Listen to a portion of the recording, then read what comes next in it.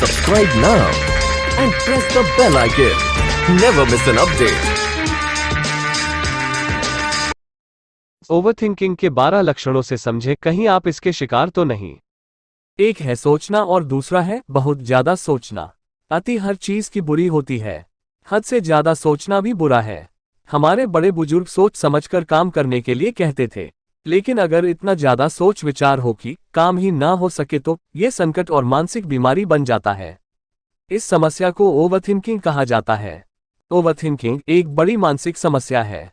भारत जैसे विकासशील देशों में ज्यादातर लोग इस समस्या को गंभीरता से नहीं लेते हैं, लेकिन असल में बहुत ज्यादा सोच विचार करने की राह बेहद रफ्तीली है। ये आपको मानसिक बीमारियों के दलदल की ओर धकेल सकती है।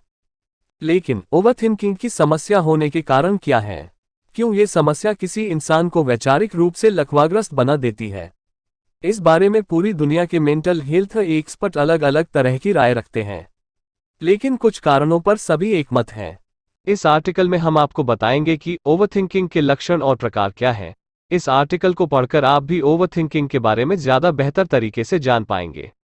ओवरथिंकिंग क्या है? ओवरथिंकिंग की पुरानी और क्लासिक परिभाषा है कि छोटी सी चीज के बारे में बहुत अधिक या बहुत लंबे समय तक सोचना, जबकि किसी फैसले के दौरान या किसी स्थिति का मूल्यांकन के बारे में गहराई से सोचना मानव स्वभाव है। लेकिन जब ये स्थिति दिमाग में बनी ही रहे और आप विचारों से खुद को अलग ही न कर पाएं, तो इस स्थिति को ओवरथिंकिंग या बहुत ज्यादा सोचना कहा जा सकता है।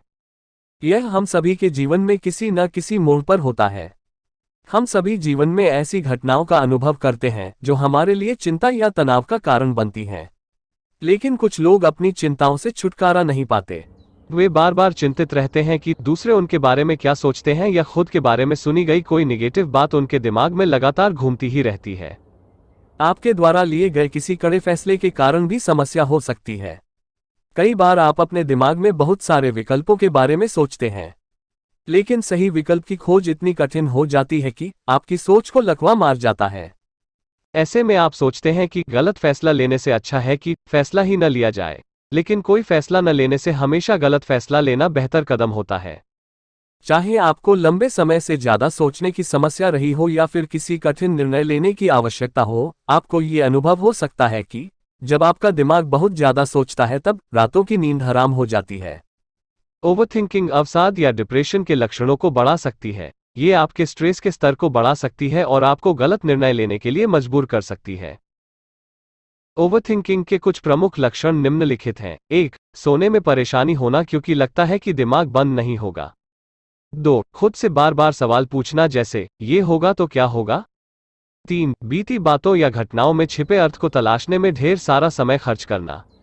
4. लोगों से कही गई पुरानी बातों के बारे में सोचना। 5. ये सोचना कि काश ये न किया होता या काश ये न कहा होता। 6. अपनी गलतियों के बारे में लगातार सोचते रहना। 7. किसी की कही गई बात को दिमाग में लगातार लेकर घूमते रहना।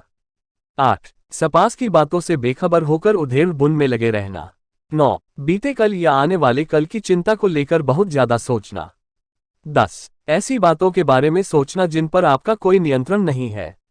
11. अपनी परेशानियों और चिंताओं को मन से निकाल नहीं पाना।